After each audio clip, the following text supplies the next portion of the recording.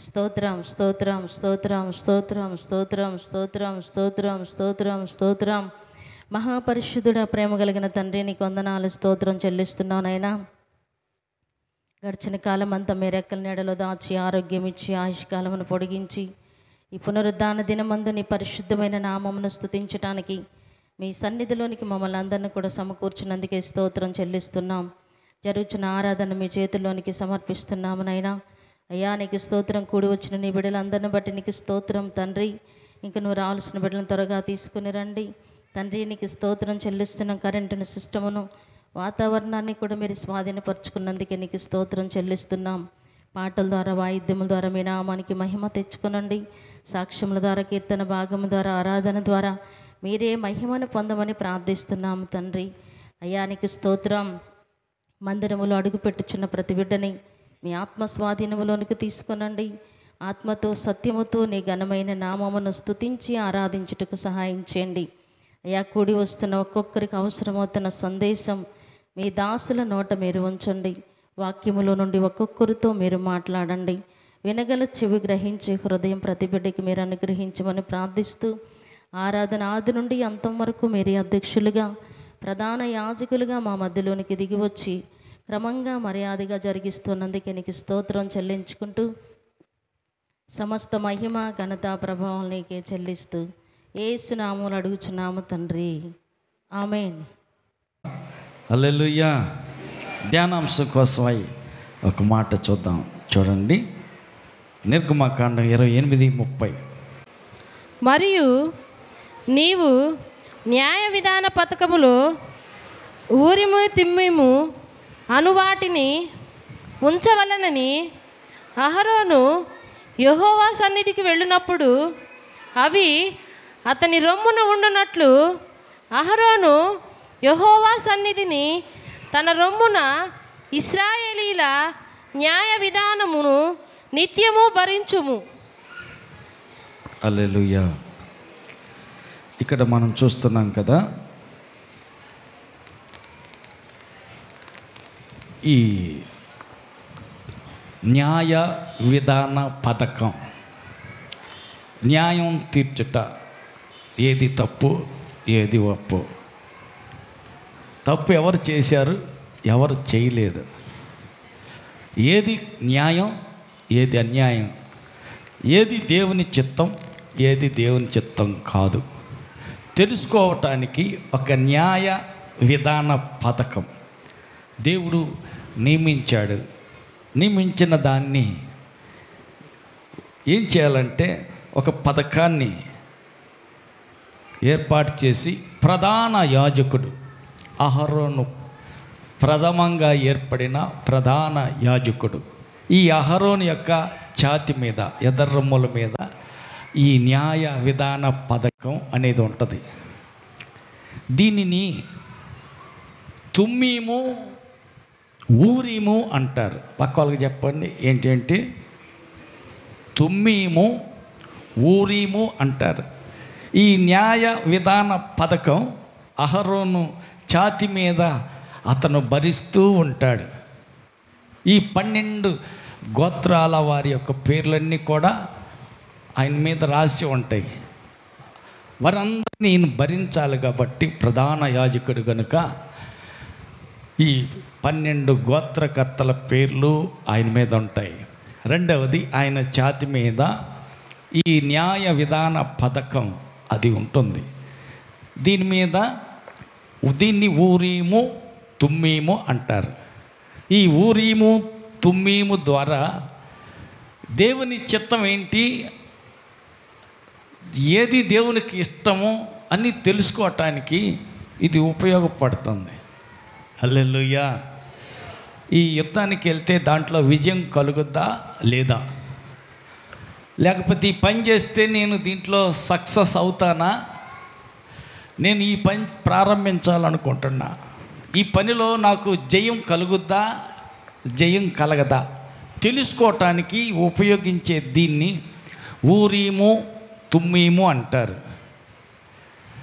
ఒకవేళ ఈ ఊరీము, తుమ్మీము దీని ద్వారా దేవుని చిత్తాన్ని కొనుక్కొని దాంట్లో ఓడిపోతావని వచ్చిందనుకో, అట్టెట్ట నేను బలంగా యుద్ధం చేస్తాలే గెలుస్తానని పోయినా ఓడిపోవటమే జరుగుద్ది, కానీ గెలవటం జరగదు.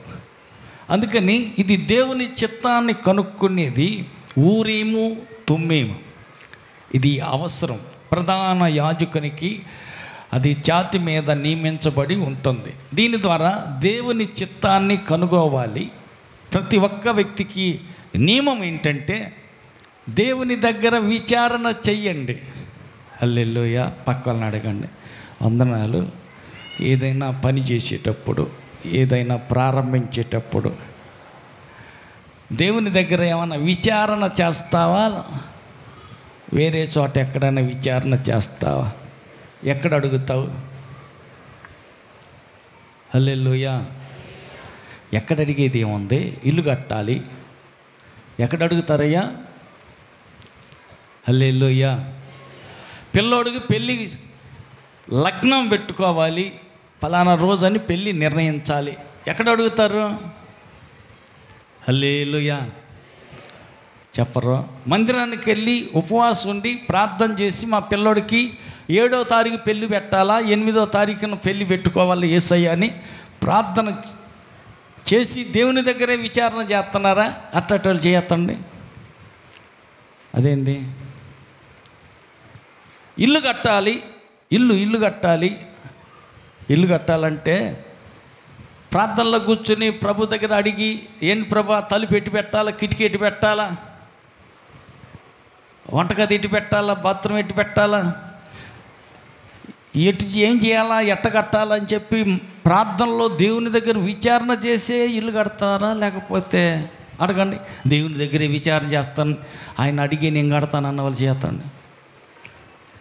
హల్లెలూయా. హల్లెలూయా. ఆయన చెప్పినట్టే చేస్తే ఏమైందంట? అన్నీ అపజేయాలే, అన్నీ నష్టాలే. అంతేనా? అట్టట్టు కుదురుద్ది.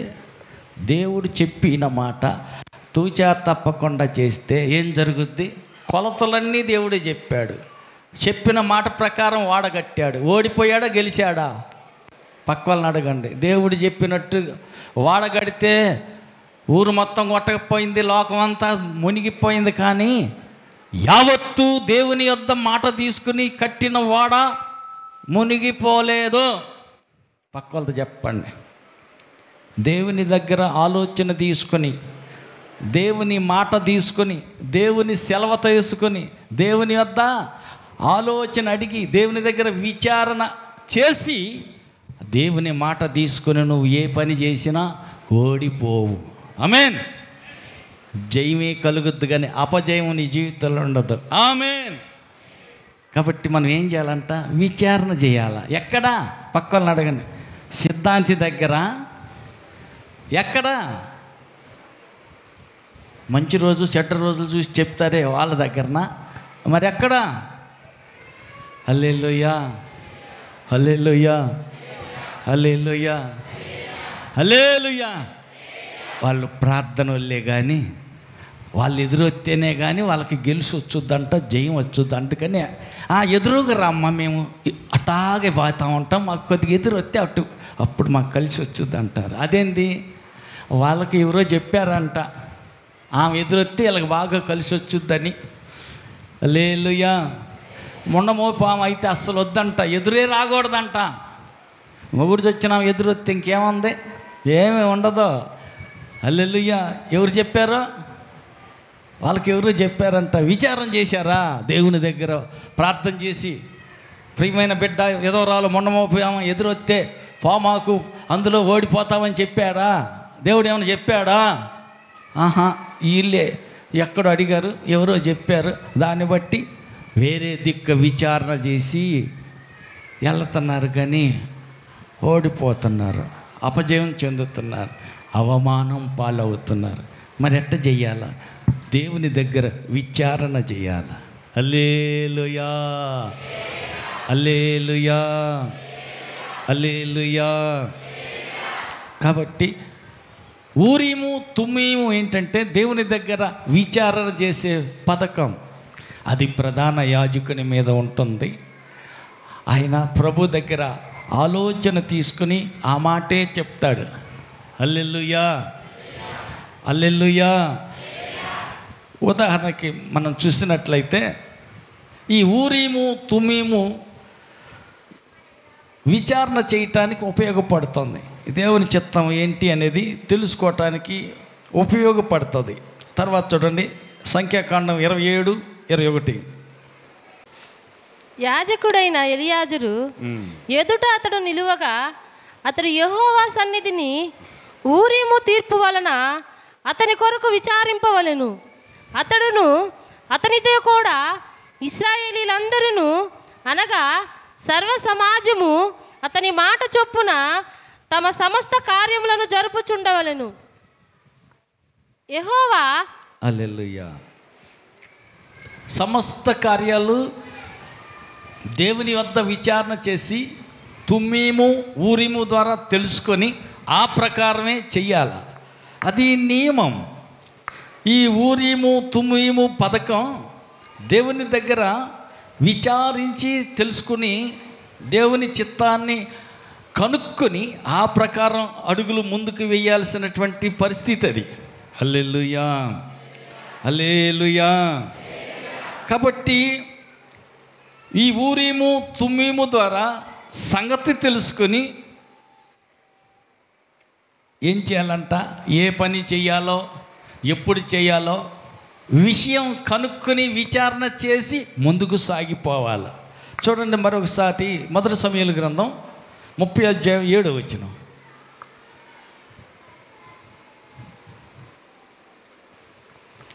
పిమ్మట దావీదు ఎపోదు తెమ్మని యాజకుడగు అహీమెలెకు కుమారుడైన అబ్యాతారుతో చెప్పగా అబ్యాతారు ఎపోదును దావీదు వద్దకు తీసుకొని వచ్చెను. నేను ఈ దండును తరిమిన ఎడల దాన్ని కలుసుకొందునా అని, ఈ దండును తరిమన ఎడల నేను కలుసుకొందునా అని యెహోవా యొద్ద, ఎక్కడ యెహోవా యొద్ద దావీదు విచారణ చేయగా యెహోవా తరుము నిశ్చయముగా నీవు వారిని కలుసుకొని తప్పక నీ వారినందరినీ దక్కించుకొందువని సెలవిచ్చెను. ఆమేన్. తరుము, నీ వారందరినీ నువ్వు రక్షించుకుంటావు, జయం కలుగుద్ది అని యెహోవా సెలవిచ్చాడు. కాబట్టి దావీదు అతని యొద్దనున్న 600 మందియును బయలుదేరి బేసోరు వాగు గట్టుకు రాగా వారిలో 200 మంది వెనుకకు దిగువ విడవబడిరి. దావీదును 400 మందిను ఇంకనూ తరుముచూ పోయిరి. కానీ ఆ 200 మంది అలసటపడి బేసోరు వాగు దాటలేక ఆగిరి. ఆ 400 మంది పోవుచుండగా పొలములో ఒక ఐగుప్తీయుడు కనబడెను. హల్లెలూయా. ఇక్కడ మనం కనుగొన్నది ఏంటంటే, తరువి పట్టుకో, శత్రువు ఓడిపోతాడు, నీకు జయం కలుగుతుంది అని ఏపోదు వల్ల తెలుసుకున్నాడు. ఇది దేవుని చిత్తమే, యుద్ధానికి వెళ్తే నాకు జయం కలుగుద్దా లేదా అని విచారణ చేశాడు దావీదు. దేవుడు చెప్పాడు ఎల్లు అన్నాడు. వెళ్ళిన తర్వాత అక్కడ జయం కలిగింది. ఇంకా కిందకి చదివితే లాస్ట్లో మనకు అర్థమయ్యేది ఏంటంటే, శత్రువులు పట్టుకున్నాడు, వారందరినీ ఓడించాడు, తన వారందరినీ దక్కించుకుని క్షేమంగా విజయోత్సాహంతో తిరిగి ఇంటికి వచ్చాడు. అలాగా ఈ ఏపోదు ఊరీము అనేవి ఏంటంటే ఉపయోగపడతాయి దేవుని దగ్గర విచారణ చేస్తానికి, విచారించటానికి. అయితే ప్రతిదీ కూడా దేవుని వద్ద విచారణ చేసి దేవుని దగ్గర అడిగి తెలుసుకొని దేవుని ఆలోచన తీసుకుని దేవుని మాట చొప్పున మనం ఏది చేసినా జయమే కలుగుద్దు కానీ అపజయం ఉండదు. అందుకే మనం ఏం చేయాలంటే దేవుని దగ్గర విచారణ చేయాలి, దేవుని దగ్గర అడిగి తెలుసుకోవాలి. దేవుని దగ్గర ఓపికతో కనిపెట్టి ఉండాలంటే గంటలు ఉండాలి. ఎక్కడ కుదురుద్ది? లేదు. చాలామంది దేవుని వద్ద అడిగి తెలుసుకోవటంలా విచారణ చేస్తానికి చాలా సమయం పట్టుద్ది. అంత సమయం ఆయన సన్నిధిలో కూర్చోటానికి తీరిక దొరకటల్లా. హల్లెలూయా. శనివారం సాయంత్రం అయితే ఉపవాసం ఉండి ప్రార్థనలో గడపటానికి సమయం దొరుకుద్ది. ఆదివారం ప్రార్థన చేసుకుంటాం, వాక్యమని ప్రార్థన చేసుకుని అడావిడిగా ఇంటికాడ పని ఉంది, సేలో పని ఉందని పరిగెత్తి వెళ్ళిపోవటం జరుగుతుంది. కానీ మరి శనివారం ఉన్న సన్నిధిలో గడపటానికి, ప్రార్థనలో సమయం గడపటానికి ఏమన్నా తీరిక చేసుకుని వెళ్దామంటే ఖర్చు అయిద్దేమో. ఎందుకు రేపు ఎలాగో వెళ్తాం కదా, పర్వాలేదు ఈ శనివారం బాపోతే ఏమైంది. లేదు, విచారణ చేయకుండా ఆయన సన్నిధిలో కూర్చొని కనిపెట్టకుండా ఆయన ఇష్టం, ఆయన చిత్తం ఎలా కనుగొంటావు? కాబట్టి అవసరం. కొన్నిసార్లు జరిగే పని ఏంటంటే, ఏందమ్మా ప్రార్థనకు రాలేదు ఎలా? ఈరోజు సాయంత్రం మా ఊర్లో కూటం ఉంది కదన్నా, ఎట్టగా ఆడకొత్తారుగా, వాక్యం అక్కడ నచ్చలే అని ఇలా పగులు రాల. అదేంటి? అది అంతే. ఈ వారంలో మంగళవారం పలానా ఊరిలో కూటం ఉందాం అనుకో, ఆ ఊరోళ్ళు ఆదివారం ప్రార్థనకు రారు. ఎందుకంటే వచ్చే ఇంక 2 రోజులు దాల్తే మంగళవారం మా ఊరిలో కూటం ఉంది కదా, అప్పుడు వాక్యం వినొచ్చలే, ఇంక మళ్ళీ ఇంతలోకి పోయి రావటం ఎందుకులే. అదేంటి? హల్లెలూయా. ఆయన సన్నిధిని ఎడల, ఆయన మందిరంలో కనిపెట్టి కూర్చుని ప్రార్థన చేసి ఆలోచన తీసుకుని ఆ మాట చొప్పున పని చేయాలంటే కష్టంగా ఉంటుంది. లేదు, ఆషామాషాగా భక్తి చేసే రోజులు కాదు, అయిపోయినాయి. రాకడ దగ్గర పడింది కనుక ఆయన చిత్తమేదో, ఆయన ఇష్టమేదో, ఆయన ఆలోచన ఏందో అడిగి తెలుసుకుని ఆ ప్రకారం సరైన దారిలో నడవాల్సిన రోజులు ఇవి. హల్లెలూయా. మనల్ని మనమే చక్కబరుచుకుని సరైన భక్తి జీవితంలో జీవించాల్సిన రోజులు ఇవి. హల్లెలూయా. అశ్రద్ధగా నిర్లక్ష్యంగా ఉండే పరిస్థితులు కాదు.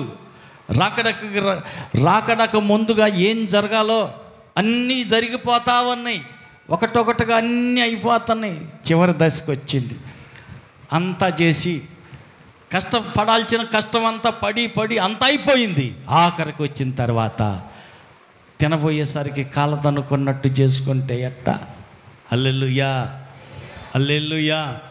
సంవత్సరం అంతా పంట పండించావు, కలుపు తీసావు, నాటు నాడావు, మందు వేసావు, నీళ్లు కట్టావు, చేయాల్సిందంతా చేసావు, పంట పండింది.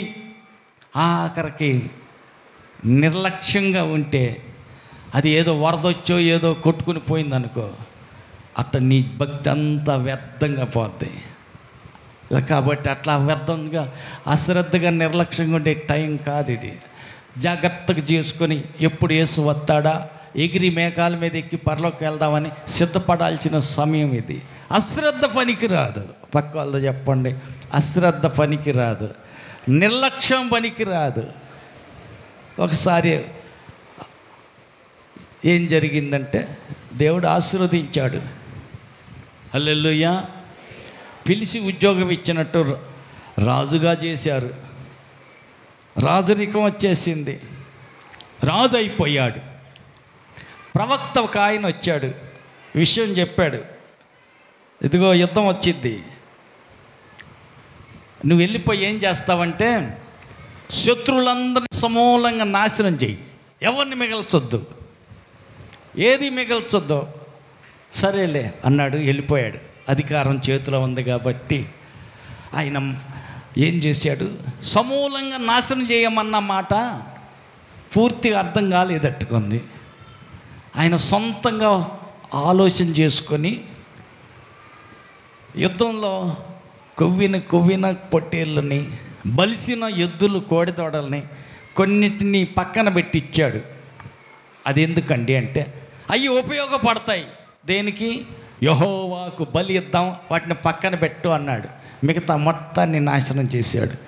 సమూలంగా అన్నీ నాశనం చేశాడు. కానీ కొవ్విన బలిసిన ఎద్దులు, కోడిదోడలు, కొన్ని పొట్టేళ్ళు మాత్రం ఉంచాడు. ప్రవక్తకు సంగతి తెలిసింది. ఈ ప్రవక్త వచ్చి అంటున్నాడు, ఏమయ్యా, దేవుడు చెప్పింది ఏంటి, నువ్వు చేసింది ఏంటి? నేను అంతా చేశాను. అంతా చేశావా? మొత్తం చేశానండి. మొత్తం చేస్తే పూర్తిగా దేవుని చిత్తాన్ని నెరవేరిస్తే నాకు వినపడుతున్న ఆ కోడెల రంకెలేంది, అదేంది వినపడుతున్న ఏంది? అయ్యా, అదేముంది, దేవుడికి బలిద్దామని ఒరే నాయనా, బయటానికి శపితమైన వాటిలో నుంచి తీసుకొచ్చి దేవుడికి ఇవ్వాలా? అయ్యే పనికి వస్తున్నాయా? శపించబడింది కదా, సమూలంగా నాశనం చేసి పడేయాల్సిన వాటిల్లో నుంచి తీసుకొచ్చి దేవుడికి బలిస్తావా? దేవునికి బలికై శపితమైన వాటిలో కొన్ని తీసి దాచిపెట్టావా? అది ఎట్ట కరెక్ట్ అయింది? నా దృష్టికి అదే మంచిది అనిపించిందండి. అయ్యో, హల్లెలూయా, హల్లెలూయా. నా దృష్టికి అది మంచి అనిపించింది కాబట్టి నేను చేశా. అది దేవుని దృష్టికి మంచి కాదే. సమూలంగా నాశనం చేయమన్నాడు, ఏది ఉంచొద్దన్నాడు. నువ్వు కొన్నిటిని మిగిలిచ్చావు. నువ్వు చేసింది సొంత ఐడియా, నీ బుర్రలో నుంచి పుట్టుకొచ్చిన ఐడియా, నీ సొంత ఐడియా కాబట్టి ఇది ఫెయిల్ అయిపోయింది.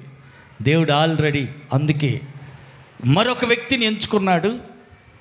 నీ స్థానంలో దావీదును రాజుగా పెట్టాడు, నిన్ను తీసి పక్కన వేసాడు. హల్లెలూయా. అర్థం కావట్లా, బాధ కలుగుతుంది. ఫిలిస్తీన్లు యుద్ధానికి వచ్చారని విషయం తెలిసింది. ఏం చేయాలి, ఏం అర్థం కావట్లా. దేవుడు ఊరిము కాడికి వెళ్ళి ఊరిము వేస్తున్నాడు. ఫిలిస్తీన్లు వచ్చారు, యుద్ధానికి వెళ్తున్నా వద్దా అని ఊరిము తుమ్మీము దగ్గరికి వచ్చాడు. ఈ ఊరిము తుమ్మీము వేస్తే ఏ సమాధానం రాటల్లా.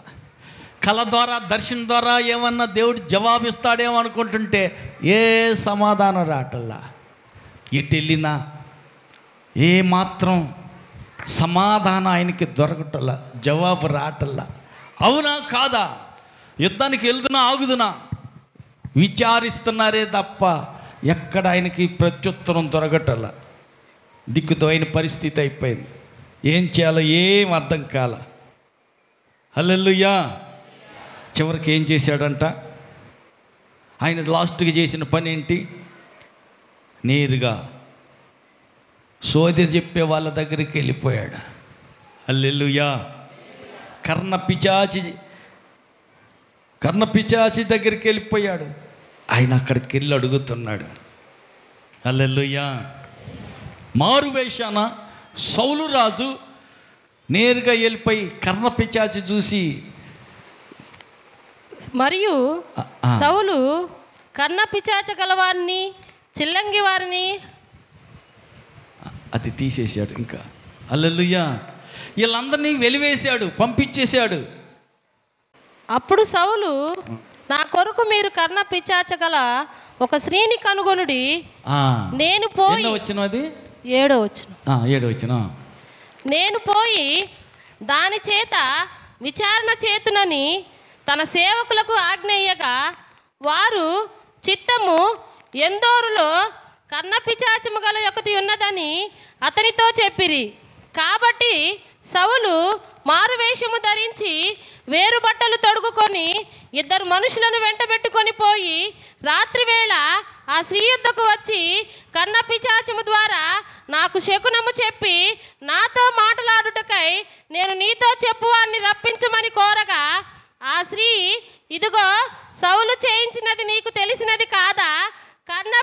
కర్ణ పిచాచ గల వారిని, చిల్లంగి వారిని అతడు దేశంలో ఉండకుండా నిర్మూలము చేసెను కదా. నీవు నా ప్రాణము కొరకు ఉరియొగ్గి నాకు మరణమేల రప్పింతువని అతనితో అనెను. అందుకు సౌలు, యెహోవా జీవము తోడు, దీనిని బట్టి నీకు శిక్ష ఎంత మాత్రమును రాదని యెహోవా నామమున ప్రమాణము చేయగా, ఆ స్త్రీ నీతో మాట్లాడుటకై నేను ఎవరిని రప్పింపవలనని అడుగగా అతడు సమూయేలుని రప్పింపవలనని. ఆ స్త్రీ సమూయేలు చూచినప్పుడు బిగ్గరగా కేక వేసి, నీవు సౌలువే, నీవు నన్నెందుకు మోసపుచ్చితివని సౌలుతో చెప్పగా, రాజు, నీవు భయపడవద్దు, నీకు ఏమి కనబడినదని ఆమెను అడుగగా, ఆమె, దేవతలలో ఒకడు భూమిలో నుండి పైకి వచ్చుట నేను చూచుచున్నానెను. అందుకతడు ఏ రూపముగా ఉన్నాడని దానిని అడిగినందుకు, అది దుప్పటి కప్పుకొనిన ముసలివాడొకడు పైకి వచ్చుచున్నాడనగా, సౌలు అతడు సమూయేలు అని తెలుసుకొని సాగిలపడి నమస్కారము చేసెను. సమూయేలు, నన్ను పైకి రమ్మని నీవెందుకు తొందర పెట్టితివని సౌలును అడుగగా, సౌలు, నేను బహుశ్రమలోనున్నాను, ఫిలిష్తీయులు నా మీదకి యుద్ధము రాగా దేవుడు నన్ను ఎడబాసి ప్రవక్తల ద్వారానైనను స్వప్నముల ద్వారానైనను నాకేమీ సెలవుయ్యకు ఉన్నాడు. కాబట్టి నేను చేయవలసిన దానిని నాతో తెలియజెప్పుటకై నిన్ను పిలిపించినందుకనెను. అందుకు సమూయేలు, యెహోవా నిన్ను ఎడబాసి నీకు పగవాడు కాగా నన్ను అడుగుట వలన ప్రయోజనమేమి? యెహోవా తన మాట తన పక్షముగానే నెరవేర్చుచున్నాడు. నా ద్వారా ఆయన సెలవిచ్చినట్లు నీ చేతి నుండి రాజ్యంను తీసివేసి నీ పొరుగువాడైన దావీదునకు దాన్ని ఇచ్చి ఉన్నాడు. యెహోవా ఆజ్ఞకు నీవు లేవబడక అమాలేకీల విషయములో ఆయన తీక్షణమైన కోపము నెరవేర్చకపోయినా దానిని బట్టి యెహోవా నీకు ఈవేళ ఈ ప్రకారముగా చేయుచున్నాడు. యెహోవా నిన్నును ఇశ్రాయేలీలను ఫిలిష్తీయుల చేతికి అప్పగించును. యెహోవా ఇశ్రాయేలీల దండును ఫిలిష్తీయుల చేతికి అప్పగించును. రేపును నీవును నీ కుమారులను నాతో కూడా ఉందురని సౌలుతో చెప్పగా, సమూయేలు మాటలకు సౌలు బహు భయమొంది వెంటనే నేలను సాష్టాంగపడి దివారాత్రము భోజనమేమీ చేయక ఉండినందున బలహీనుడాయను. అప్పుడు ఆ స్త్రీ సౌలు దగ్గరకు వచ్చి అతడు బహుగా కలవరపడుట చూచి, నా ఏలినవాడా, నీ దాసినైన నేను నీ ఆజ్ఞకు లోబడి నా ప్రాణము నా చేతిలో పెట్టుకొని నీవు నాతో సెలవిచ్చిన మాటలను విని అట్లు చేసి తిని, ఇప్పుడు నీ దాసినైన నేను చెప్పు మాటలను ఆలకించుము. నేను నీకు ఇంత ఆహారం వడ్డించుదును. నీవు భోజనము చేసి ప్రయాణమైపోవుటకు బలము తెచ్చుకొనుమని అతనితో చెప్పగా, అతడు ఒప్పక భోజనం చేయనేను. అయితే అతనిని సేవకులు ఆ స్త్రీతో ఏకమై అతన్ని బలవంతము చేయగా, అతడు వారు చెప్పిన మాట ఆలకించి నేల నుండి లేచి మంచం మీద కూర్చుండెను. ఆమేన్. హల్లెలూయా. అర్థమైంది కదా? అందరు విన్నారు కదా? హల్లెలూయా. ఇశ్రాయేలీయులకు ప్రథమ రాజు అవిధేయత చూపాడు. అధికారం చేతిలో ఉందని నా ఇష్టం, పెత్తనం నా చేతిలో ఉంది, నేనేమైనా చేస్తా, నాకు నచ్చింది చేస్తా, దేవుడికి నచ్చింది కాదు, నాకు ఎట్ట నచ్చితే అట్నే చేస్తా. లేదు లేదు, కరెక్ట్ కాదు కదా. విచారణ చేయాల. హల్లెలూయా. దేవుని యొద్ద విచారణ చేయాల. ఊరీము తుమ్మీము ఉన్నది, ప్రవక్త సమూయేలు ఉన్నాడు. దేవుని చిత్తం ఏదో అర్థం కాకపోతే మరలా చెప్పినా మరలా అడిగినా దేవుడు వివరించగలడు. అర్థం చేసుకోకుండా తనకు నచ్చినట్టుగా తనకు ఇష్టం వచ్చినట్టుగా చేశాడు. అవిధేయత చూపించాడు, అవమానం పాలయ్యాడు. ఎంత బాధాకరం అంటే, మొట్టమొదట అతను దేవుళ్ళలోనికి వచ్చాక, రాజుగా దేవుడు అతను అభిషేకించాక, అతను సెల్లంగి తర్వాత సోదిగాండ్రను సెల్లంగితనం చేసే వాళ్ళ ఎవరిని లేకుండా మొత్తాన్ని బయటికి తరివేశాడు. ఇంకెవరు ఉండకూడదు.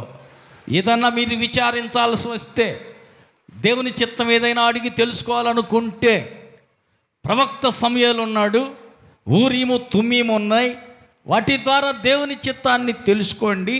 దేవుని దగ్గర విచారణ చేసి దేవుని ఏర్పాటు నియమం ఏదో తెలుసుకొని అట్లా నడుచుకోవాలి అని ఆజ్ఞాపించిన ఆ మనిషే ఇప్పుడు ఏం చేస్తున్నాడు? ఎవరైనా సోది చెప్పే వాళ్ళు ఉన్నారేమో చూడండి అంటున్నాడు. హల్లెలూయా. ఒక వ్యక్తి ఉన్నారండి అంటే సరే, మారు వేషాన్ని అక్కడికి వెళ్ళిపోయాడు. మారు వేషాన్ని వెళ్ళి అడుగుతున్నాడు. ప్రవక్త సమూయేలు పిలిస్తే ఆయన బయటకు వచ్చాడు. ఎందుకు పిలుస్తున్నావు నన్ను అంటే, కాదయ్యా, కలల ద్వారా కానీ ఊరీము తుమ్మీము ద్వారా కానీ ఏ విధంగా కూడా దేవుడు నాతో మాట్లాడటల్లా, సమాధానం బదులేమి ఇవ్వటల్లా. ఫిలిష్తీయులు శత్రులు వచ్చారు, యుద్ధానికి వెళ్ళమంటావా వద్దంటావా అడుగుతుంటే నాకు బదులు సమాధానం రావటల్లా. తెలుసుకుందాం, నీ ద్వారా నైనా తెలుసుకుందామని అందుకు వచ్చానయ్యా. అవునా సౌలా, యెహోవాయే నీకు పగవాడు కాగా, యెహోవా నిన్ను ఎడబాసి నీకు పగవాడు కాగా నన్ను అడుగుట వలన ప్రయోజనమేమి?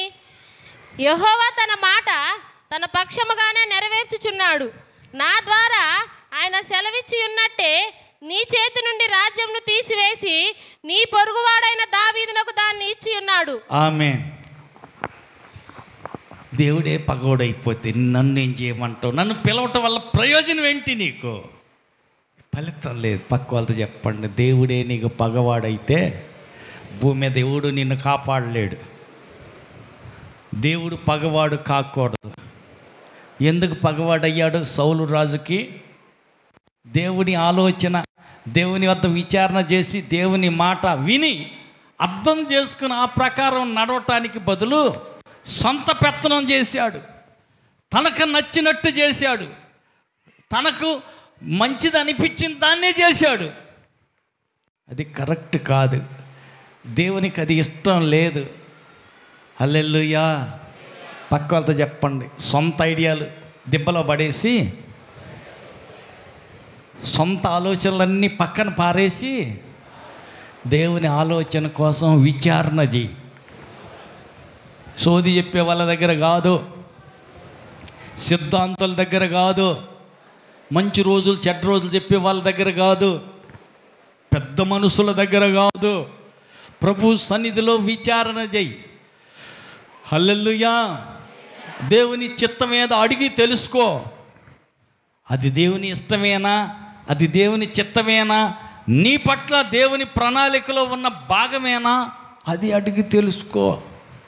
అప్పుడు నువ్వు ఆ పని చేయి, బాగుంటుంది. కానీ నాకు అంతా తెలుసు, లేదు లేదు, అంతా తెలుసు అని నువ్వు సొంతంగా చేసిన దానివల్ల తీరని నష్టం రేపు జరుగుతుంది. తిప్పుకోలేని పరిస్థితి అయింది. కుడితిలో పడిన ఎలికంటారే, ఏమన్నా చేయగలదా? ఏమన్నా సాధించగలదా? అయ్యా సాధిస్తుందా? అనుకుంటుంది కానీ ఎట్టకేలకి ఎగిరి ఒడ్డెక్కుతాను అనుకుంటుంది కానీ అదేమో లోతుగా పోయా, కింద లోపల నీళ్ళు కాళ్ళు అందకపోయా, పైకి ఎగిరి పుగ్దామంటేనేమో ఎక్కలేనంత, ఎగిరి అందుకోలేనంత ఎత్తులో ఈ కుడితి తొట్టి ఉండే. ఎగురుతాలేనంటుంది, తేప ఎగురుతుంది, పక్కన పడుతుంది, ఎగురుతుంది, పడుతుంది. హల్లెలూయా, హల్లెలూయా. పక్క వాళ్ళతో చెప్పండి, సౌలులాగా అతి తెలివితేటలు చూపించమాకు.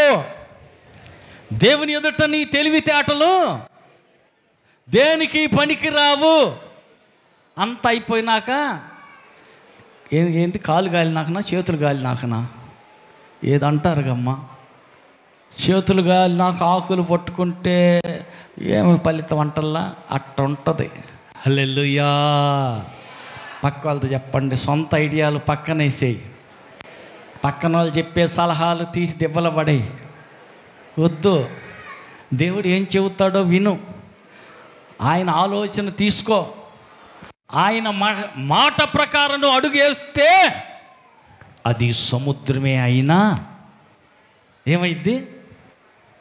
సముద్రమే అయినా నువ్వు ఆయన మాట చొప్పున అడుగు వేస్తే నువ్వు మునిగిపోవు, పేతురులాగా నడుచుకుంటూ పోతావు. ఆమేన్.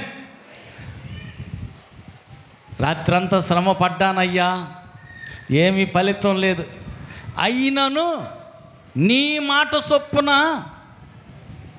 వల యాత్తున్నా అని ఆయన మాట చొప్పున వల వేస్తే విస్తారమైన చేపలు పడ్డాయి. ఆమేన్. ఆయన మాట చొప్పున కాలు పెడితే తారు రోడ్డు సిమెంట్ రోడ్డు లాగా అయింది. ఏంటిది? అది సముద్రమే. ఆయన మాట చొప్పున వల ఇసిరితే విస్తారమైన చేపలు పడ్డాయి. ఆమేన్. అదే సొంత మాట చొప్పున సొంత పెత్తనం చేస్తే సౌలు ఏమని జరిగింది? రాజ్యము పోయింది, కుటుంబము పోయింది. హల్లెలూయా. అన్నీ పోగొట్టుకున్నాడు. హల్లెలూయా, హల్లెలూయా. అంత అయిపోయిన తర్వాత బాధపడతా దేవుడు అంటాడు, సౌలా, ఓ సౌలా, ఎన్ని కలలు కన్నానో తెలుసా? ఇశ్రాయేలీయుల మీద ప్రథమ రాజుగా నిన్ను పెట్టానే, నేను అప్పుడే అనుకున్నా నీ గురించి. నీ తర్వాత నీ కొడుకుని ఇశ్రాయేలీ రాజుగా చేద్దామనుకున్నా. అతని తర్వాత వాళ్ళ కొడుకునే రాజుగా ఇశ్రాయేల్ మీద ఉండేటట్టు చేయాలని నేను ఆలోచించుకున్నా. ఎన్ని కలలు కన్నాను సౌలా, తరతరాలకు నీ కుటుంబంలో నుంచి ఎవడో ఒకడు ఇశ్రాయేలు మీద రాజుగా ఉంచుదామని నేను కలలు కన్నా. నా కలలన్నీ మట్టి పాలు చేసావు. హల్లెలూయా. పక్క వాళ్ళతో చెప్పండి, నీ గురించి దేవుడు ఎన్నో కలలు పెట్టుకున్నాడంట, ఆశలు పెట్టుకున్నాడంట. మట్టి పాలు చేయబాకు సౌలాగా సొంత తెలివితేటలు ఉపయోగించి.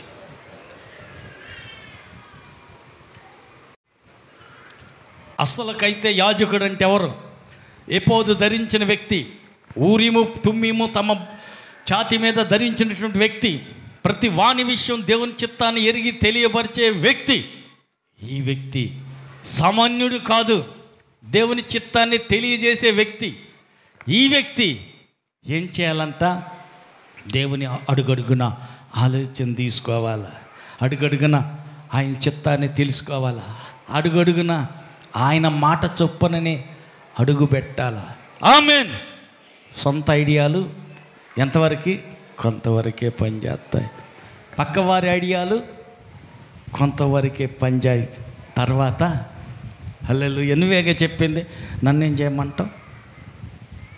నువ్వు సావు బతుకు నాకెందుకు? నువ్వు చెప్పినట్టే కదా నేను చేసింది, పని మొదలు పెట్టాను, నేనేం చేయమంటావు? హల్లెలూయా. సలహా ఇచ్చినోడే అడ్రస్ లేకుండా పోతాడు. హల్లెలూయా. నీకెందుకు ఈ వ్యాపారం చేయి, భలే కలిసి వచ్చుద్ది. నీకెందుకు ఈ పని చేయి, ఈ పని చేయి, నీకెందుకు భలే వచ్చుద్ది, లాభం వచ్చుద్ది అన్న వల్లే రేపు తేడా వచ్చి నాకేంది నువ్వేగా చెప్పింది, నన్నేం చేయమంటావు?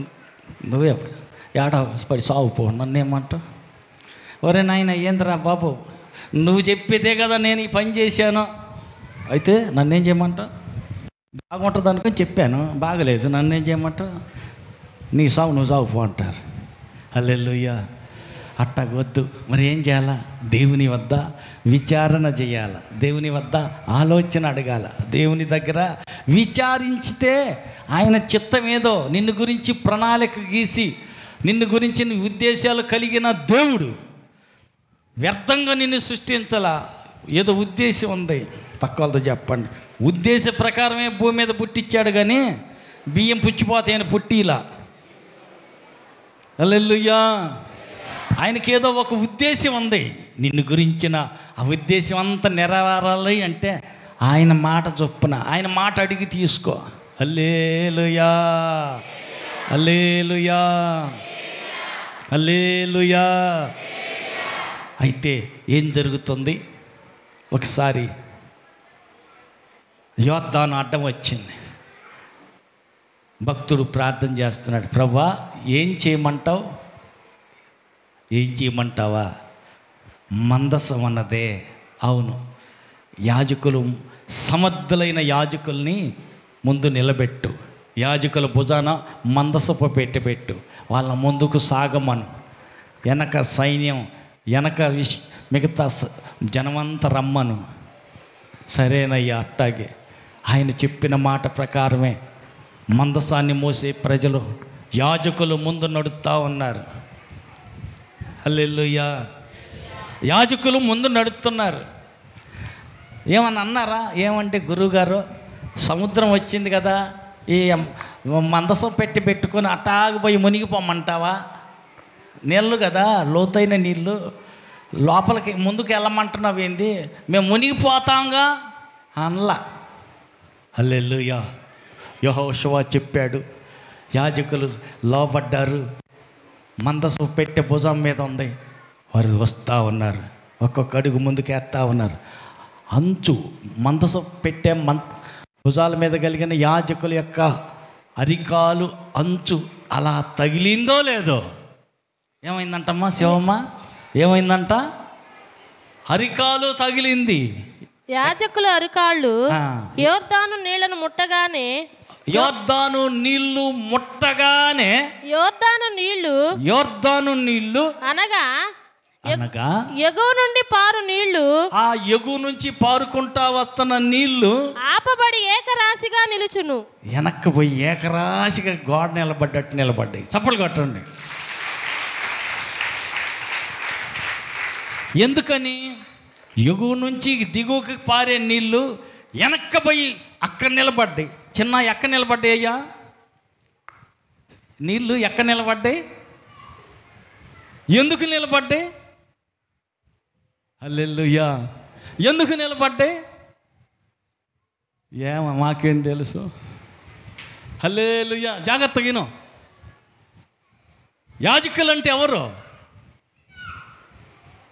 యోర్దాను నది నీళ్లకు వణుకు పుట్టించి కాలికి తగిలిందో లేదో ఏకరాశిగా నీళ్ళన్నీ వెనక్కెళ్ళిపోయి నిలబడేటట్టు చేసినాయి. యాజకుల పాదాలకు ఏముంది చెప్పవో? ఆలోచించు. యాజకుల పాదాలకు ఏముంది? ఎక్కడ కరెంట్ స్విచ్ నొక్కినట్టుగా, ఆడ ఫ్యాన్ తిరిగినట్టుగా, వెంటనే లైట్ వెలిగినట్టుగా పాదాలు అడుగు భాగం తగిలిందో లేదో వెంటనే వెనక్కి వెళ్ళిపోయి ఏకరాశిగా యోర్దాను నది నీళ్ళన్నీ నిలబడ్డాయి. హల్లెలూయా. యాజకుడు అంటే ఎవరు? హల్లెలూయా. ఎందుకని యాజకుని యొక్క పాదాలకు ఇంత పవర్ ఉంది? పక్కన అడగండి. ఎందుకు వచ్చింది? ఆయన కాళ్ళు తగలగానే, యాజకుల కాళ్ళు తగలగానే యోర్దాను నీళ్లను ఏకరాశిగా వెనక్కి ఎందుకు పరిగెత్తాయి? ఆయన బలం కాదు, యాజకుల బలం కాదు. మరి ఎవరు బలం? వాళ్ళ భుజాన మీద ఉందే. ఏముంది? మందసపు పెట్టె ఉంది. మందసపు పెట్టెలో ఏముంది? 10 ఆజ్ఞల పలకలు ఉన్నాయి. అహరోను కర్ర ఉంది, మన్నా పాత్ర ఉంది.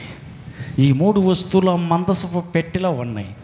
ఆ మందసపు పెట్టెని భుజాల మీద పెట్టుకుని భరిస్తూ మోసుకుంటా పోతున్నారు. సామాన్యమైన సంగతి కాదు. ఎవడ పడితే వాడు మొత్తానికి లేదు. ఏంటిది? మందసపు పెట్టె. బరువు వేసుకుని సగంలోకి వచ్చేసారు. హల్లెలూయా. ఇశ్రాయేలు ప్రజలందరూ లక్షల కాలుబలం అంతా ఒడ్డుకు, ఆ దరికి ఆ ఒడ్డుకు చేరిన దాకా బరువేస్తుంది. బరువేస్తుందా? బరువేస్తుంది. మొయ్యొద్దు, మొయ్యాలి మరి. హల్లెలూయా. ఎవడు మొత్తం ఎత్తి కింద పడేసి పదంప. వాళ్ళేమో సాఫీగా నడుచుకుంటూ పోతున్నారు, మేమేమో పేక్కొస్తున్నాయి. ఏంటి అమ్మా సుశీలమ్మ? గోడ పేక్కొస్తుంది. కాసేపా కూసేపా? 10 ఆజ్ఞల రాతి పలకలు ఉన్నాయి. అందులో అహరోను కర్ర ఉంది. అందులో ఏముంది అయ్యా? అందులో ఏముందంట? మన్నా భోజన పాత్ర ఉంది. ఇది మొదలే తుమ్మ కట్టె, కాకపోతే బంగారం కోటేంగి ఇచ్చారు. ఇది మొత్తం మందసపు పెట్టె. ఎంత బరువు ఉంటుంది?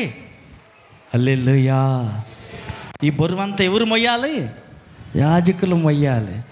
యాజకులు మొయ్యటం అంటే సామాన్యమైన సంగతే? హల్లెలూయా. యాజక పని అంటే సామాన్యమా? హల్లెలూయా. హల్లెలూయా. హల్లెలూయా. అబ్బో, ఇక్కడుంటే బీడి దాగని కుదురుద్ది అంటావా?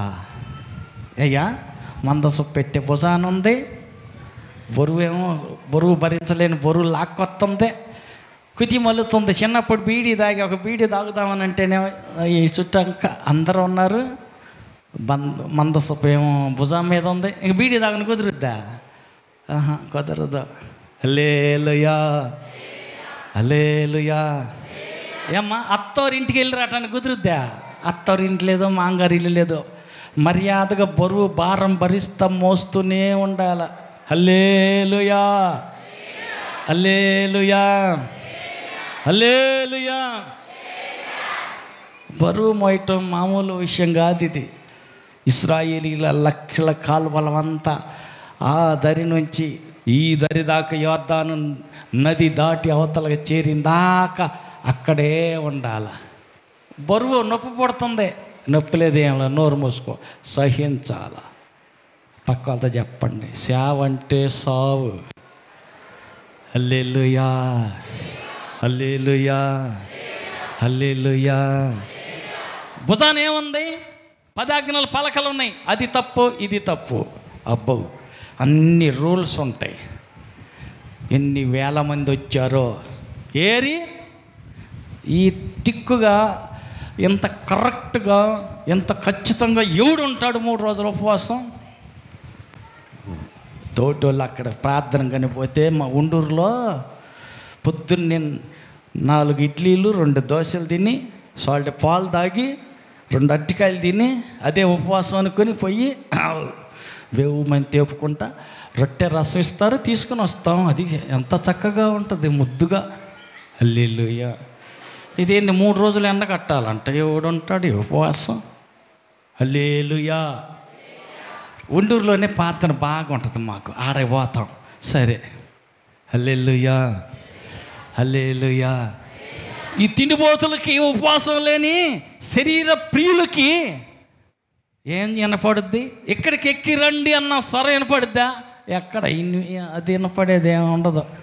ఎందుకని? హల్లెలూయా.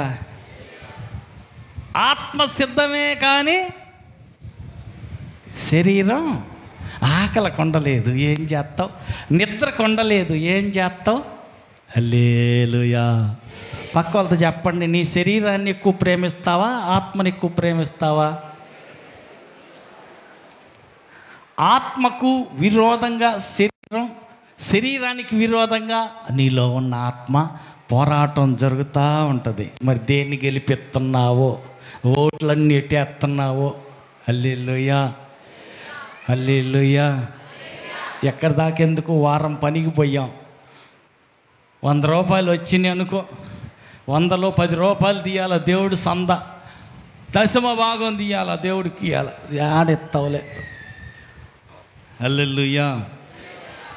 వద్దులే, ఖర్చులు నీకు చాలా వల్ల వద్దులే, దాచిపెట్టుకో. ఎందుకో?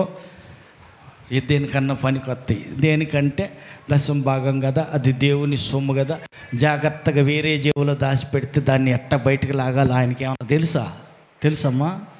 ఎందుకు తెలియదు? పిల్లోడికి బాగలేదు, పిల్లకి బాగలేదు, ఆసుపత్రి పోతే 6,000 కట్టు, 7,000 కట్టు, 70,000 కట్టు, మర్యాదగా తీసి హల్లెలూయా. అయ్యా 70,000 కాదు 80,000 అని ఇస్తా కానీ బాగా చూడు. సరే సొత్తాలే. హల్లెలూయా. 70,000 ఆసుపత్రి కడతాం మంచిదంటావా? మర్యాదగా 10 రూపాయలు 1 రూపాయి దేవుని సొమ్ము దేవునికి ఇవ్వటం మంచిదంటావా? అయ్యా ఏది మంచిదంటావు? అది నీ ఇష్టం, నిన్ను బలవంతం చేసేదే లేదు. డాక్టర్ ఫీజు కడతాను, అక్కడ దాచుకుంటానంటే అక్కడే దాచుకో. వద్దులే, అక్కడ దాకా వెళ్ళక్కర్లేదు. నేను చేయాల్సిన భక్తి ఏదో, నేను చేసే ప్రార్థన ఏందో కరెక్ట్గా చేస్తే కాపాడే దేవుడు ఆయన ఉన్నాడు. స్వస్థపరచు యెహోవా అని నేనున్నాను అన్నాడు కాబట్టి ఆయనే బాగు చేసుకుంటాడు. హల్లెలూయా, హల్లెలూయా, హల్లెలూయా. ఒకసారి ఒక ఆయన వచ్చాడు, యేసు ప్రభువా ఈయన కొంచెం చూడు. ఏంటంట? వాళ్ళ అబ్బాయికి బాగలేదండి, కొద్దిగా బాగు చేయవా అంటుంటే, బాగలేదా? యేసు ప్రభు గమనిస్తున్నాడు.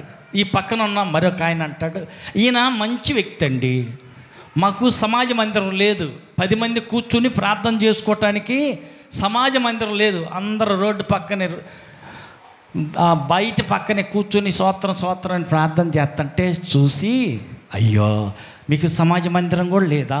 లేదండి. సరే అట్టయితే నేను గట్టి పెడతాలే ఉండు అని చెప్పి జేబులో డబ్బులన్నీ ఖర్చు పెట్టి మేమందరం కూర్చుని సమాజ మందిరంగా కూడుకోవడానికి, మాకు సమాజ మందిరం కట్టిపెట్టిన ఆయనండి ఈయన, చాలా మంచోడయ్యా. వాళ్ళ కొడుకు బాగాలేదని వచ్చాడు కానీ ప్లీజ్ కొంచెం యేసుప్రభు బాగు చేయరాదా అంటే, సరేలేని యేసుప్రభు బాగు చేశాడు. హల్లెలూయా. రికమెండేషన్ చేస్తున్నారు వీళ్ళందరూ యేసయ్యకి ఆడ. ఎందుకని? సమాజ మందిరం వాళ్ళకి ఎంత ఖర్చు అయిందో అంత ఖర్చు పెట్టి ఆయనే కట్టించాడంట. హల్లెలూయా. అంటే మనం ఖర్చు పెట్టినా కష్టం చేసినా దేవుని దగ్గర అడగటానికి ఏమొచ్చుద్ది? సాటున ఇచ్చిన కానుక పెద్ద పెద్ద అధికారులు ఎద్దకు దీన్ని నడిపెత్తదంట. హల్లెలూయా. హల్లెలూయా, హల్లెలూయా, హల్లెలూయా. కాబట్టి దేవునికి ఇచ్చే కాడ ఆలోచించగాకండి, ఆసుపత్రికి ఇచ్చే కాడే కొద్దిగా ఆలోచించండి. ఎందుకంటే నేను దేవుని బిడ్డను కదా, నేను నమ్ముకున్న దేవుడి చేత కాకపోతే కదా ఈ సూది పొడిపించుకునేది. హల్లెలూయా. ఆయన చేతవు కదా. చేతకాని యేసు ప్రభువా నీకేం చేతొచ్చు, తలనొప్పి జ్వరం అయితే తగ్గిస్తావు, ఇది పెద్ద రోగం అయితే ఇది ఎట్ట తగ్గుద్ది? డాక్టర్ కడుపు కొయ్యాల్సిందే, గడ్డ తీయాల్సిందే, ఆపరేషన్ చేసి 60,000 వసూలు చేయాలి, అప్పుడు తగ్గుద్ది అనుకుంటే సరే, అది ఇంత నీ ఇష్టం. అటంతా వద్దులే, నమ్మిన దేవుడు గొప్పవాడని ఆయన శక్తిని గ్రహించగలిగితే ఏం చేయాలి? హల్లెలూయా. అడవుడిగా ప్లాన్ వేసేసి ముగ్గు పోసాం, వాన వచ్చింది, కొట్టకపోయింది. హల్లెలూయా. మళ్ళీ ప్లాన్ గీసాం, పొలాల్లో నాటాం, మధ్యలో అటు వైజాగ్ కోటాలని బాప్తిస్తాలని అటు వెళ్ళాను, లేట్ అయిపోతుంది, మళ్ళీ వర్షాకాలం వచ్చేటట్టు ఉంది. కాబట్టి అర్జెంటుగా మనం ఆ పని మొదలు పెడితే కావాల్సిన కంకర ఎవరికి దేవుడు ఏది ప్రేరేపిస్తే అవన్నీ తోలకొచ్చాడు పెట్టండి, వంచుకొని రెడీ చేయటం, గుంటలతోవి దాన్ని బిగిచ్చేసేసి రూములు కట్టుకుంటే సిస్టర్లకు కానీ బ్రదర్లకు కానీ ఇబ్బంది లేకుండా ఉంటుంది. హల్లెలూయా, హల్లెలూయా. వేరే దేనికో ఖర్చు పెట్టే దానికంటే అది ఉన్నంతకాలం ఏమైంది, పరలోకంలో అక్కడ మనకు ప్రతిఫలం ఉంటుంది. పరలోకంలో దాచుకుంటున్నాం కనుక చెమ్మట్లు పట్టవు, దొంగలు కొట్టరు, ఎక్కడికి పోదు, మన ఖాతాలో అక్కడికి పోయినాక చూస్తాం. ఆమేన్. కాబట్టి తుమ్మీము ఊరీము అనేవి దేవుని సన్నిధిలో ఆయన చిత్తం ఏదో విచారం చేసి తెలుసుకోవటానికి ఉపయోగపడుతుంది. అది మనకు అవసరం. ఆమేన్. ఈ పక్కన అడగండి, తుమ్మీము ఊరీము ప్రధాన యాజకుడు కదా ఉండేది, మరి మన సంగతే? హల్లెలూయా. నువ్వు రాజువి. పక్కలకు చెప్పండి, నువ్వు యాజకుడివి. హల్లెలూయా. రాజువైన యాజక సమూహానికి పిలవబడ్డాం. నీవు రాజువి, నువ్వు యాజకుడివి. అయితే మరి ఏం చేయాలంట? మనమే విచారణ చేయాల. యాజకులమైన మనం ఆయన సన్నిధిలో విచారణ చేయాల, అడిగి తెలుసుకోవాలా దేవుని చిత్తం ఏదో, పక్కవారి విషయంలో దేవుని చిత్తం ఏంటో అడిగి వాళ్ళకి చెప్పాలా. అంతటి ఊరీము తుమ్మేమో కలిగిన దేవుని వద్ద విచారణ చేసి దేవుని చిత్తాన్ని తెలుసుకొని పక్కవారికి దేవుని చిత్తాన్ని తెలియచేయగలిగిన స్థితిలోకి ఎదగాల. పక్క వాళ్ళని అడగండి, దేంట్లో ఎదగాల? ఆదివారం ప్రార్థన ఎగ్గొట్టడంలో ఎదగాల,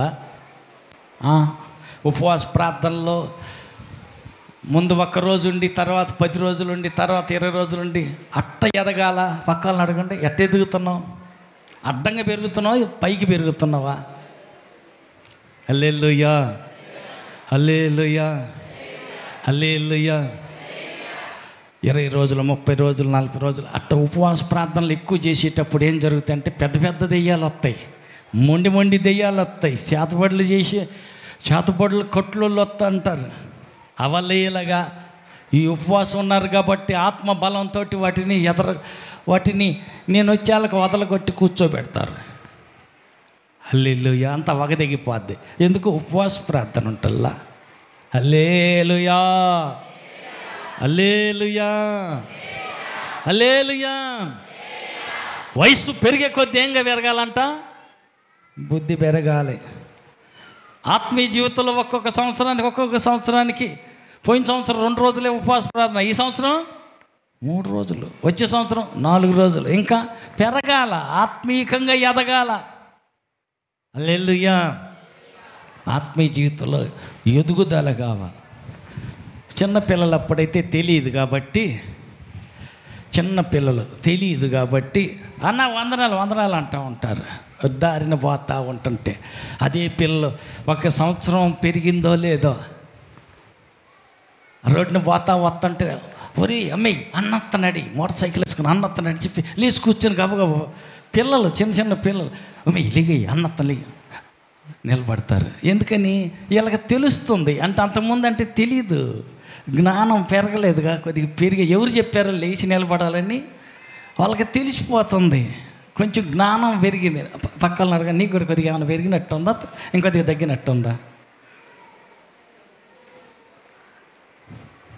అమ్మా ఇవాళ శనివారం ఉపవాస ప్రార్థనకి వస్తావా, నేను వెళ్తున్నా అని ఎవరైనా పిలవాలా నిన్ను? వయసు పెరిగింది కదా, ఒకళ్ళు నీకు చెప్పేది ఏంది? నువ్వే 10 మంది చెప్పి ప్రార్థన పదం రండి, ఇవాళ పలానూరులో ప్రార్థన అంట, కోటానికి రా అని నిన్ను ఎవరో పిలవక్కర్లా, నువ్వే వాళ్ళకి చెప్పి ప్రార్థన జరుగుతుంది. పలానూరులో ఇవాళ కోటం రండి. హల్లెలూయా హల్లెలూయా.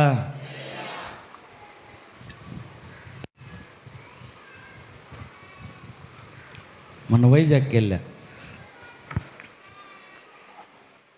సూరభాయ్ అంజయ్య ధనం వల్ల కొడుకు అబ్రహం అక్కడ సేవ చేస్తుంటే ఒకరోజు కోటానికని వెళ్ళాం. ఆ కోటంలో చూస్తే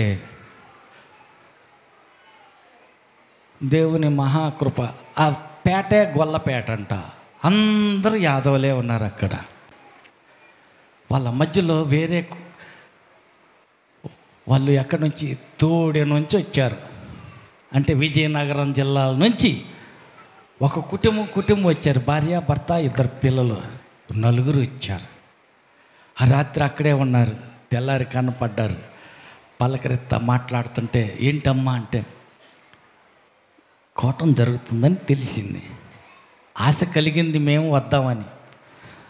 కుటుంబ సమేతంగా మేము ఇంత దూరం వచ్చామన్నా, వీళ్ళు మంచాలు లేవుగా, కిందనే పట్టేసుకొని పడుకున్నాం. హల్లెలూయా.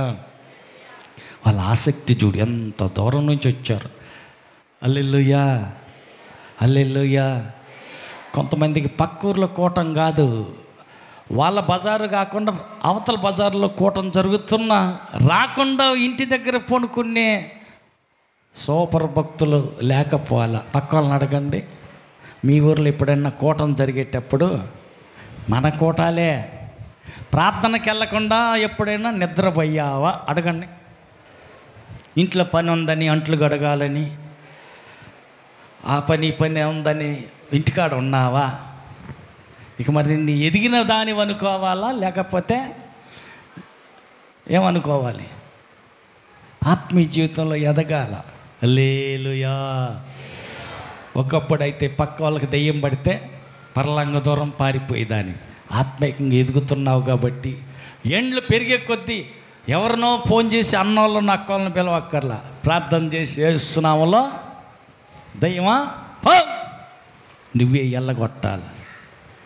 హల్లెలూయా. పక్క వాళ్ళని అడగండి, ఏమన్నా ఎదిగినట్టుందా, లేకపోతే ఇంకొంచెం మరగొచ్చి గట్టనే ఉన్నావా?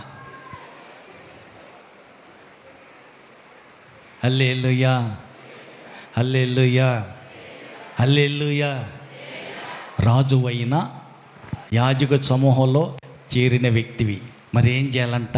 ఎదుగుదల కావాలి, అభివృద్ధి కావాలా, ఆత్మీయ జీవితంలో ఎదగాల, ఏటాటకి నీలో మార్పు కావాలి. హల్లెలూయా. కాబట్టి యాజకుల పాదాలు తగిలాయి, యోర్దాను నది పాయలైపోయింది. హల్లెలూయా హల్లెలూయా. ఎందుకని అంటే యాజకుల పాదాలు, సువార్త మోయి వారి పాదములు ఎంతో సుందరమైనవి. ఎందుకని వాళ్ళ భుజం మీద రాజ్యభారం ఉంది. హల్లెలూయా. వాళ్ళు మందసాన్ని మోస్తున్నారు. హల్లెలూయా. వారి మీద మందసం ఉంది. మందసం అంటే ఆజ్ఞలు పాటిస్తారు, పాటించమని చెబుతారు. రెండవది ఆత్మ భోజనం ఉన్నది, మన్నా అనే భోజనం ఉంది. ఇతరులను భోజనం పెట్టి వాక్యం అనే భోజనంతో తృప్తి పరుస్తారు. మూడవది అధికారం అనే కర్ర చేతిలో ఉంది. హల్లెలూయా. యాజకుల చేతిలో ఏముంది? కర్ర ఉంది. కర్ర దేనికి? అధికారం, ఆజ్ఞాపించేదానికి అధికారం ఉంది. హల్లెలూయా హల్లెలూయా. మత్తయి సువార్త 10వ అధ్యాయం చూడండి. 10వ అధ్యాయం మొదటి నుంచి. ఇంకొకళ్ళు మరొక మాట చూడండి, నిర్గమకాండం 14:14. ఆయన తన 12 మంది శిష్యులను పిలిచి అపవిత్రాత్మలను వెళ్ళగొట్టుటకును, ప్రతి విధమైన రోగమును, ప్రతి విధమైన వ్యాధిని స్వస్థపరచుటకును వారికి అధికారం ఇచ్చెను. ఆమేన్. ఏమి ఇచ్చాడంట? అధికారం ఇచ్చాడు. దేనికి? ప్రతి విధమైన రోగము స్వస్థపరచుటకు, ప్రతి విధమైన దయ్యాన్ని ఎల్లగొట్టుటకు అధికారం ఇచ్చాడు. హల్లెలూయా. పక్కలు చెప్పండి, నీ చేతిలో ఏముంది? ఏముందంట? అయ్యా పక్కలను అడగండి, ఏముంది నీ చేతిలో? ఏముంది? పావలా బేడ సంపాదించుకున్న డబ్బులు ఉన్నాయి. హల్లెలూయా. ఎకరం అరెకరం మా నాన్న వాళ్ళు ఇచ్చింది పొలం ఉంది. ఇంకా నీ చేతిలో ఏముంది? ఏయో 4 బరిగొడ్లను వాళ్ళు కట్టించిన పాతిళ్ళు ఒకటి ఉంది. అంతేనా? కాదు, అవి కాదు. ఏముంది? యేసయ్య ఇచ్చిన అధికారం అనే కర్ర ఉంది నీ చేతిలో. హల్లెలూయా. అవసరం వచ్చిన కాడ కర్రని ఉపయోగించాలి. హల్లెలూయా. కర్రని వాడుతున్నావా? సంకల పెట్టి తిరుగుతున్నావా? పక్కలో చెప్పండి, నువ్వు అధికారివే కానీ అడుక్కునే దానివి కాదని. అడుక్కునేవాడివి నువ్వు కాదు, అధికారివి అని చెప్పండి. అధికారం అనే కర్ర చేతికి ఇస్తే సంకల పెట్టుకుని తిరిగితే ఎట్టా? హల్లెలూయా. హల్లెలూయా. అధికారం అనే తాళం చేతి కారు కొనిపెట్టి కారు తాళం చేతులు చేతికి అప్పగిస్తే ఆయన జేబులో పెట్టుకొని తిరుగుతున్న కాళ్ళు నడుస్తున్నాడంట. ఇదేంది పోతానంటే, కారు ఉంది కదా, ఉంది, ఆడకపోయింది, ఇదిగో చూడరు, తాళాలు కూడా నా జేబులోనే ఉన్నాయి, మరి నడిచిపోతున్నావే. హల్లెలూయా. వాడుకో అని తెలియదు, మరి ఎవరికన్నా ఇస్తే వాళ్ళన్నా తీసుకెళ్తారుగా. నీ పరిస్థితి అట్లా ఉంది. అధికారివి. పక్కలు చెప్పండి, నువ్వు అధికారివి, అడుక్కునే దానివి కాదు. తాళాలు నీ చేతిలో ఉన్నాయి, దాన్ని తిప్పి తోలుకొని వెళ్ళు. హల్లెలూయా. కర్ర దేవుడు ఇచ్చాడు, కర్ర పట్టుకొని వెళ్తున్నాడు. ఎర్ర సముద్రం ముందు నిలబడింది, శత్రువులు తరుముకుంటూ వెనకొస్తున్నారు. ఏం చేయాలి? ఏం అర్థం కాల. ఏమయ్యా మోషయ్యా, అక్కడ సమాధులు లేవని ఇక్కడ దాకా తీసుకొచ్చావు, అక్కడే జావని రాదు, అక్కడ పొయ్యే వాళ్ళంగా ఇక్కడ దాకా తీసుకొచ్చావు ఏంది? ముందు పోతామంటే సముద్రం, వెనకుంటేనేమో శత్రువులు. ఏం చేయాలి మమ్మల్ని? ఇక్కడ ఎందుకు తెచ్చావని తిడుతున్నారు. ఎమ్మట ఆయన చేసిన పని ఏంటి? యేసయ్యా వీళ్ళు తిడుతున్నారయ్యా. దేవుడు ఒకసారి ఆయన కళ్ళు చూసి, కొడుకా 14 నిర్గమకాండం, నీవేళ నాకు మొరపెట్టుచున్నావు? మోషే నువ్వెందుకు నాకు మొర్ర పెడుతున్నావు? సాగిపోవుడి అని ఇశ్రాయేలుతో చెప్పుము అని ఇశ్రాయేలుతో చెప్పు. నీవు నీ కర్రను పైకెత్తి ఆ సముద్రం వైపుకు నీ చెయ్యి చాపి దాన్ని పాయలుగా చేయి. అప్పుడు ఇశ్రాయేలీలు సముద్రం మధ్యన ఆరిన నేల మీద నడిచిపోతారు. హల్లెలూయా. సముద్రాన్ని పాయలుగా ఎవరు చేయాలంట? పక్కన వాళ్ళని చెప్పండి, సముద్రం పాయలు చేయాలి. ఎవరు చేయాలి? నువ్వు చేస్తావా లేకపోతే ఎవరన్నా వేరే వాళ్ళు చేస్తారా? హల్లెలూయా. సముద్రం అనే సమస్యని ఎదురుగా నిలబడింది, దాన్ని పాయలు ఎవరు చేయాలా? హల్లెలూయా. అన్నోళ్ళకి ఫోన్ చేస్తే వచ్చి ఉపవాస ప్రార్థన చేస్తారు మా ఇంట్లో, వాళ్ళు పాయలు చేస్తారు. అంతేనా? సముద్రం ఈ సమస్య అప్పుడు పోద్ది. అంతేనమ్మా? అక్క వాళ్ళకి ఫోన్ చేస్తే అక్క వాళ్ళు వచ్చి ప్రార్థన చేసి అప్పుడు ఈ సమస్య పోమంటే అప్పుడు పోద్ది. నేను అంత గొప్ప భక్తురాలనే. అదేంది? మోషే నీ చేతిలో ఏముంది? ఇదేముందయ్యా? కర్రయ్యా, ఎండిపోయిన కర్రయ్యా. ఎందుకు ఇచ్చాను? సంకల పెట్టి తిరగనా? ఊపుకుంటా తిరగమని కాదు ఇచ్చింది, కర్రనే వాడుకో. అవసరం వచ్చిన కాడ అవకాశం చిక్కినప్పుడు ఉపయోగించి చెయ్యి. ఏం చేయాలి అర్థం కాలేదు ప్రభా. కర్ర చేత్త పట్టుకో, దాన్ని పైకెత్తో పాయలు చేయి, ఎర్ర సముద్రం పాయలైపో అన్నాడు. పాయలైపోయింది. 6 నెలలు ఏర్పడింది. అందరూ నడుచుకుంటా ఆ ఒడ్డుకి చేరిపోయారు. చప్పట్లు అన్న కొట్టండి.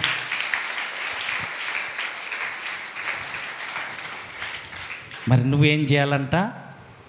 సమస్య అడ్డంగా నిలబడింది. ఎర్ర సముద్రం అంత పెద్దగా, ఎటు పోవాలి ఏం అర్థం కావట్లా. తరుముకొచ్చే శత్రువులు వెనకాల, ముందు చూస్తేనేమో దారి మూసివేయబడింది. ఇంక ఇటు పోయే దారే లేదు, అయిపోయింది. సముద్రం అడ్డం వచ్చింది. లేదు, అడ్డం నిలిచిన సమస్య ఎంత గొప్ప సముద్రంలాగా ఉన్నా నీ నోట్లో ఏముంది? పవర్ ఉంది. ఆమేన్. అధికారం అనే పవర్ ఉంది. తాళం చెయ్యి ఉంది. హల్లెలూయా. అన్నీ ఇంట్లో ఉన్నాయి. అధికారం చేతులు, తాళం చేతులు నీ చేతిలో ఉన్నాయి. దాన్ని ఏం చేయాలా? తాళంది, తలుపులు తెరు, కావాల్సింది ఏదో తెచ్చుకో. ఆమేన్. పక్క వాళ్ళతో చెప్పు. ఏమని? పక్క వాళ్ళని అడుక్కోబాకు. తాళాలు నీ దగ్గరే ఉన్నాయి. తాళాలది, తలుపు తెరు, లోపలికి వెళ్ళు, అవసరమైంది తెచ్చుకోక. ఎన్నాళ్ళు అడుక్కుని బతుకో. మనీ అందరు లేచి నిలబడదాం.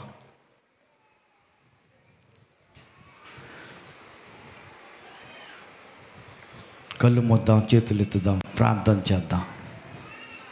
అధికారాన్ని దేవుని చేతికి ఇచ్చాడు.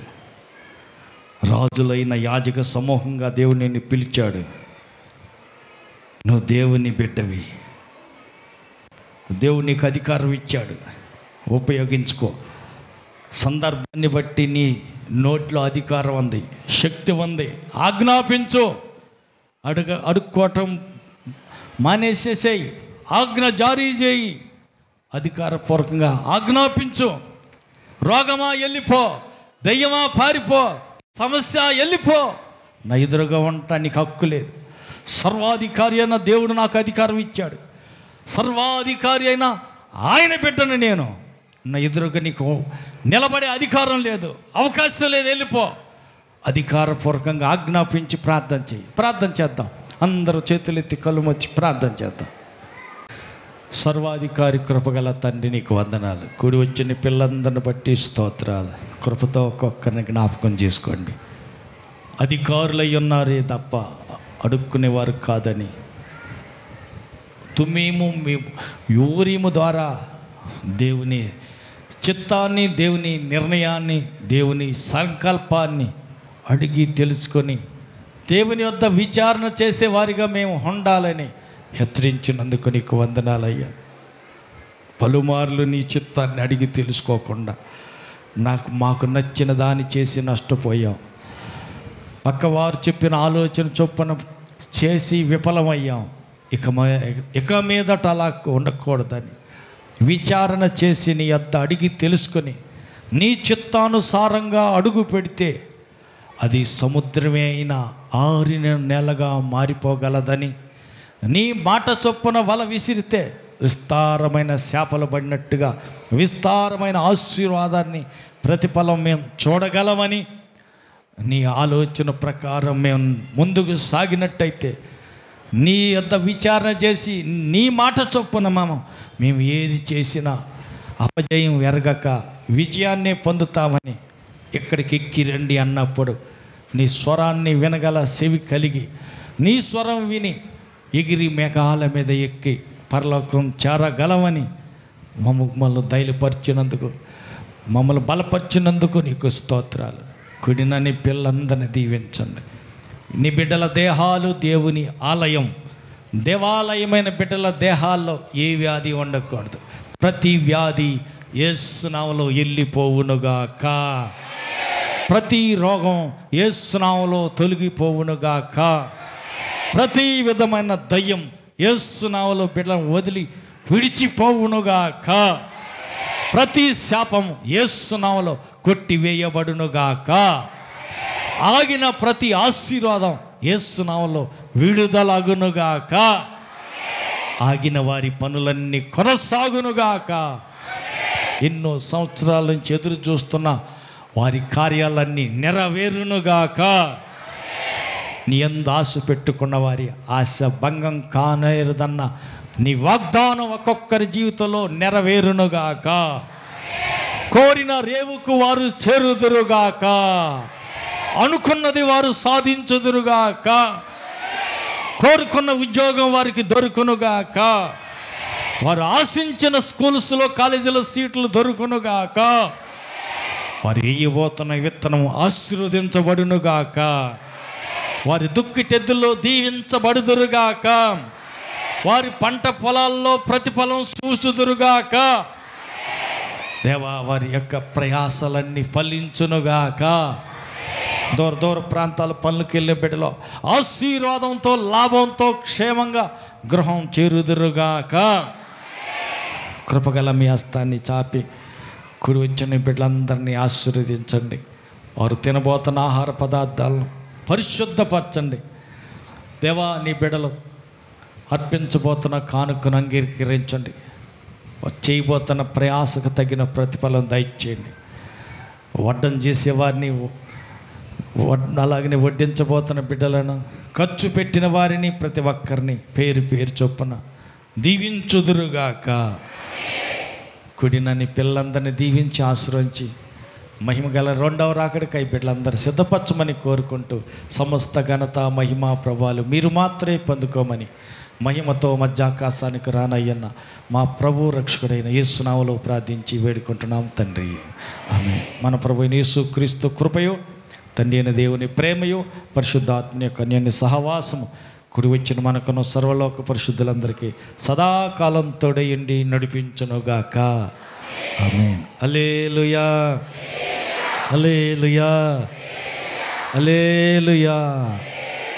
ఆమేన్. అందరికి వందనాలు.